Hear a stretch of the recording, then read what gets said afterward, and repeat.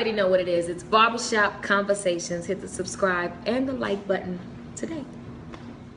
I would give the edge to Rios, but because of the layoff, I would give the edge because of the power of Ortiz. So honestly, man, it's an even fight. Even fight. Even fight. What about this? Conor McGregor got his boxing license. What advice does the Latin snake have for Conor? Keep promoting himself, but I don't think he's gonna get that Floyd Mayweather fight, and if he does, everything he did was right, so he's brilliant at his strategy. Why don't you think he gets that fight? I just think he'll get outclassed, man. He'll get outclassed by Mayweather. So he wouldn't win the fight, but he would get the fight. I don't even think he gets the fight, but because they're making so much out of it, people are curious, and if it makes money, you know Mayweather is going to make sense. I just don't think he gets the fight. Okay, so who realistically? I said I want to see him against Triple G, Canelo. Mikey Garcia called him out. Mikey said, I'll walk him into boxing. What are you talking about? McGregor? Oh, no, none of the above. I think all these guys, maybe Mikey Garcia. Maybe Mikey Garcia. Mikey knocks him out, but I would think he'll be, they're both probably the same height. They're both probably, Mikey will still whoop his ass. I think Conor is a hell of a fighter, but he should stick to the UFC. Once he gets in with a world champion caliber fighter as a boxer, he's going to have trouble. The UFC doesn't have Al Heyman. You don't make money there like that. So. They don't make money, man, but you know what? They make money, but not big money. They make undercard money. They make, honestly, I think I make more money than the main guys. Sergio Mora makes more money than the biggest name in the UFC. I didn't say, you said. I did. Is that true? Sergio, I've seen you have a limo. You're a baller. Come on. I own 2 limos. You see, you own 2 limos. Yeah, I rent them out too, though. I know. I'm getting my thing on too. So one time, if I ever want to come in class, I'm going to call you and I'm going to anytime, Ellie, for you, anytime. All right. What's next to Sergio? I don't know, man. I'm just here supporting Santa Cruz, man, and I think Carl's a hell of a fighter, man. And you know, they're Heyman stable, so I'm just here enjoying the day, enjoying the view, enjoying the lunch with you guys. Have you been the same since I knocked you out with pocket 10s and you had pocket 4s? Was that you? Yeah. Motherfucker. What happened to you? What did you do? He beat me with the Tupac can, and I shouldn't have went in with a Tupac can because we were at the, it was Brandon's birthday party. Right. Yeah. What was it, a video game? No, poker. No, poker. And, why Tupac? What does that mean? It was a joke. It's basically I had a pocket 4s, right? And I was one of the chip leaders, and he was playing really tight, and he was, you know, he was a small stack. So I shouldn't have played pocket 4s, but I got involved with them, and the cameras were involved. I said, I'm gonna play my Tupac and hand. You got burned. 4-4. Make sure all y'all kids don't grow. Is poker your game? I like poker, man. I like poker when I'm off training. You know, you spend a lot of time inside the air conditioning, get some, you know, you get aggression, you get passiveness, you learn patience. What about gin? Gin? What? Gin? No. Solitaire? None of that, man. He's smooth. War? Who has a bigger card win? Nah, none of that. Poker, just because it involves, you know, mentality, a little bit of aggression. You recently sparred Roberto Duran. What was that experience like for you? Well, it was accidental. I was just there because Art, this guy was sparring Mosley. What's up, Art? This guy's gonna be a killer, bro. So, where's he from? He's from the gym, man. No, originally.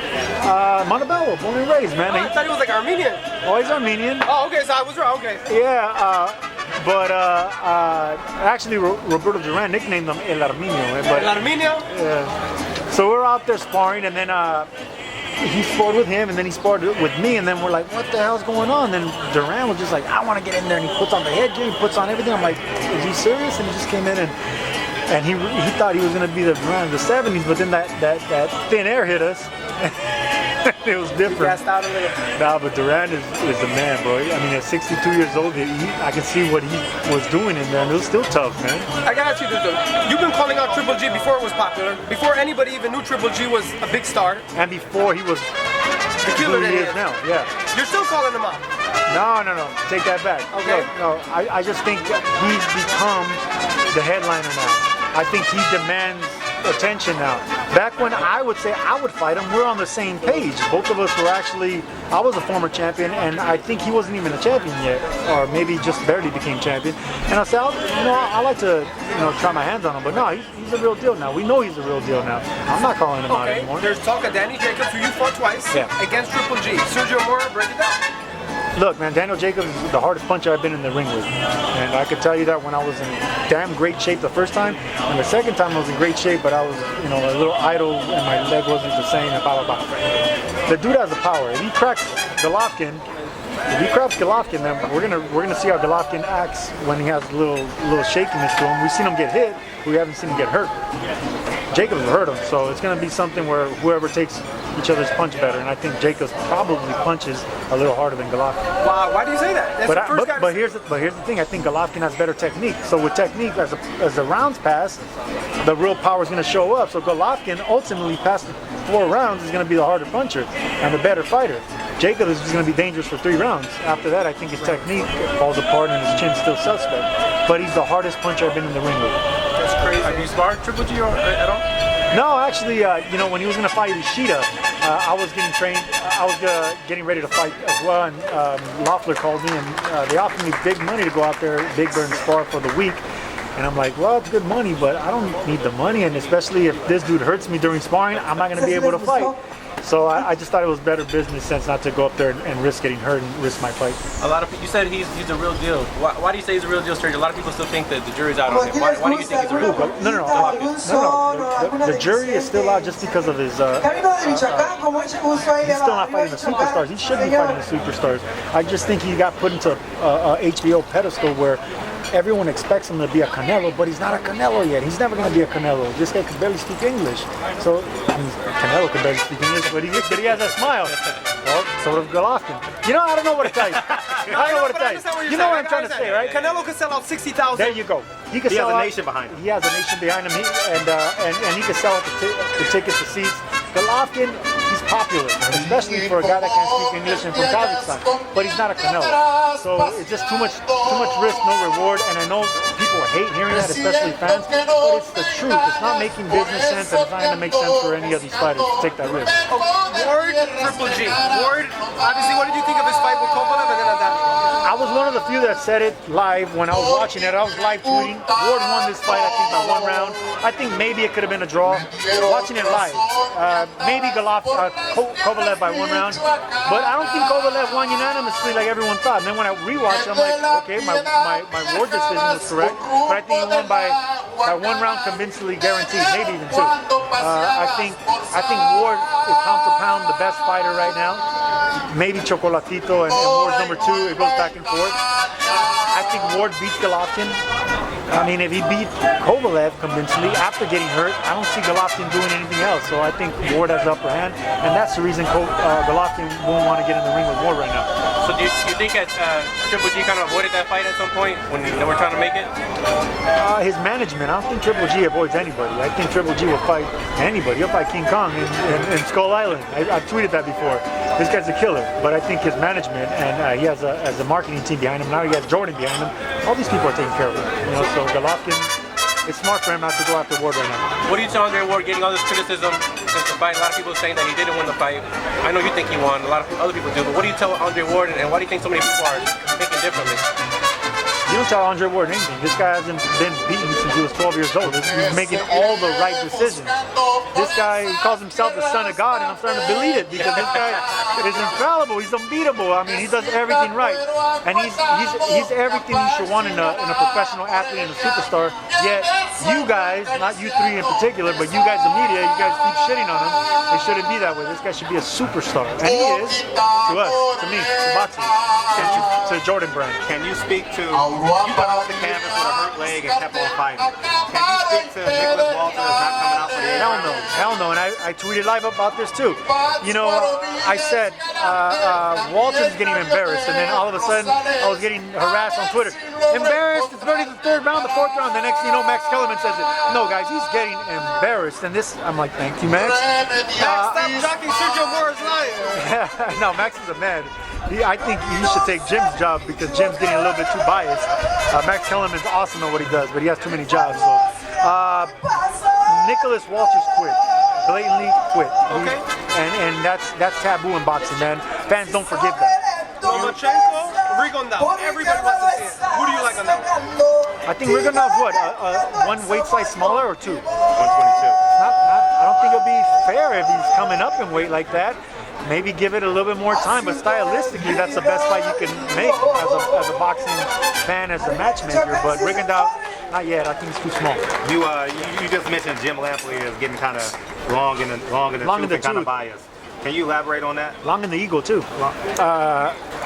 you know, Jim is excellent at what he does. He's going to go as a Hall of Fame great commentator. But Larry Merchant got let go because of some reason. And I just think, you know, when great horses, you know, aren't winning the races, you know, you put them down to pasture. That's a bad way of saying it, but I think Jim's getting a little bit too biased. And I know I shouldn't be saying that, but he shit on me, and it took me forever to get out of that mountain of shit that he buried me with. And, you know, but he's great at what he does in a Hall of Fame. Does it bother you that he calls fights the way he does? A lot of people were complaining about, like you said, the biasness. How bad is that for the sport, and when does it need to stop? It needs to stop, man, because, you know, for the average fan, they don't really understand what they're seeing. They're pretty much going on what they're being told. That's why guys like Paulie Malignaggi, who I think is amazing. He's the best in the business. This guy brings even if it's a fight where there's not much action, Paulie will bring it to life. He'll bring it to colors, what to watch. That's what a fighter sees. That's what we see when we watch a fight. That's what I saw with Mora. But it takes a guy like Paulie Malignaggi to bring it to life. Jim Lampley, I just think, articulates it well. He doesn't bring it to life anymore. Max Kellerman brings it to life, and Jim Lampley articulates it with his voice, his animation, and his articulation. But he's not seeing what we're seeing anymore. How do you get away with it? He's Jim Lampley. He's the best at what he does, but I just think he's becoming a little bit too opinionated and biased to guys that are professionals that have been doing this their entire lives, and you're demeaning what we worked all our lives for. And as a fighter hurts. And sometimes even Max checks him, like, oh, wait a minute, Jim. So that's why I gotta pay a lot of respect to Max Kellerman as well. He's awesome at what he does. Did you get a chance to hear Stephen A. Smith do his first fight with tell me what you thought of Stephen A. Smith? Man, I was with a lot of the boxing fans and the typical fighters and a lot of the fighters. He's trying to bring that sports center excitement to a sport that is not used to it yet, at least. But what he says is great. In boxing, you want to really keep down your opinion. When I've done commentating and I get too much of my opinion, I get hate.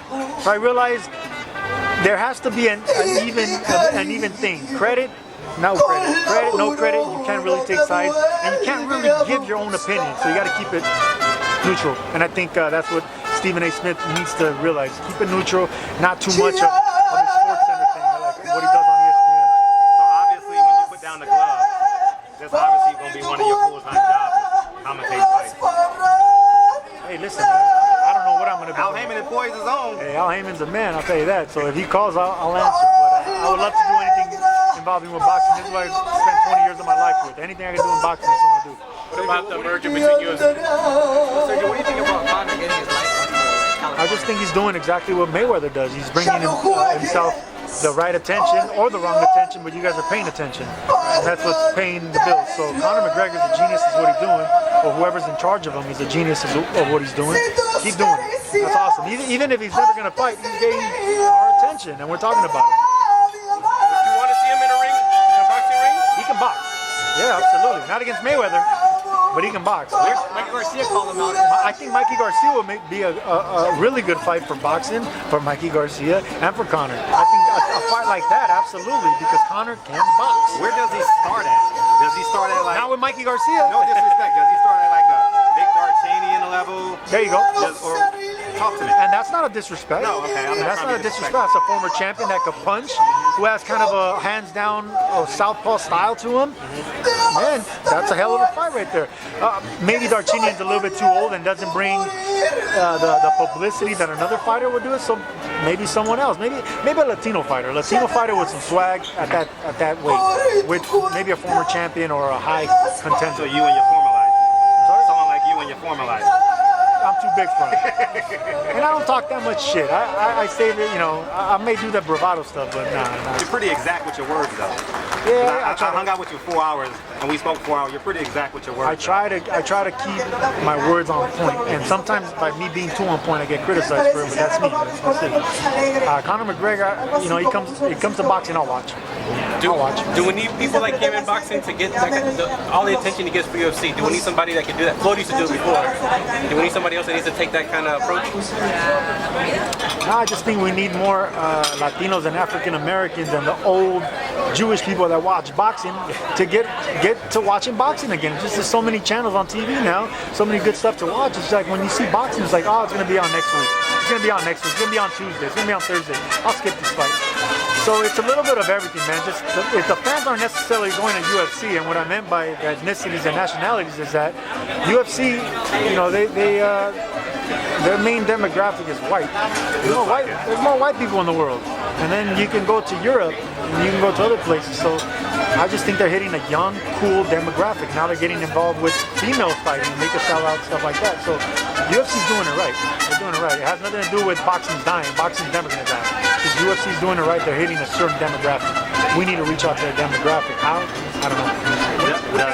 Last question. Does Floyd Mayweather come back? And who should he fight? Floyd Mayweather, I don't think comes back. I think 49-0, rich as hell, still doing his thing, making millions, making money, still pretty. I don't think he comes back. And if he does come back, I would think it would be against a guy like Danny Garcia. Danny Garcia is an undefeated fighter. Everyone will want to watch it. It'll sell pay-per-views. He's a champion. And I think stylistically, Danny punches really hard. But he's pretty much a left hook artist, you know, and if Floyd's gonna go in there with a champion, he's gonna go in there with a guy with one good arm instead of two. But Danny's a man, don't get me wrong. Danny's gonna get, you know, he cracks Floyd, he's in trouble. But Danny Garcia, and then he'll keep it in the Heyman stable, so I think it makes sense. What do you think about that random Rio versus Victor Ortiz fight? Supposedly it's on for next year. I'm sorry, February 4th. February 4th. Brandon Rio, Yeah. Victor Ortiz. Oh, it's not set yet? No, they said It's confirmed, but they don't have a venue yet. It's gonna be in LA. I think it's set. It's gonna do well if they put it in the Carson Center. Even though both of these guys are coming off of losses, right? And bad losses. People want to see a war. They want to see a train crash. So both these guys will crash. Rio's gonna come right after them. They talk so much shit leading up to the fight. They hate each other. Both from Kansas. So you got that Kansas fight. Maybe put it in Kansas. You know, maybe. Has there been a mega fight in Kansas or a big fight? Yeah, well, there you go. See? Forum. Nah, I won't. That may be too big. StubHub is perfect. You should be interviewing this man right here. It's showtime. The Hall of Famer. How you doing, Jimmy? Hey, good. How are you? Nice to you. There we go. Yeah, no, I think Forum's too big, but Carson's probably one. And my last question, Keith Thurman versus Danny Garcia. Who do you like in that fight, and what do you see happening as an analyst breaking it down? Oh man, like I just said, Danny Garcia is a huge one-punch left hook artist, and Keith Thurman is a huge two-punch artist. Danny will be going up in weight. I would have to edge out Thurman barely, but it'll be a hell of a fight.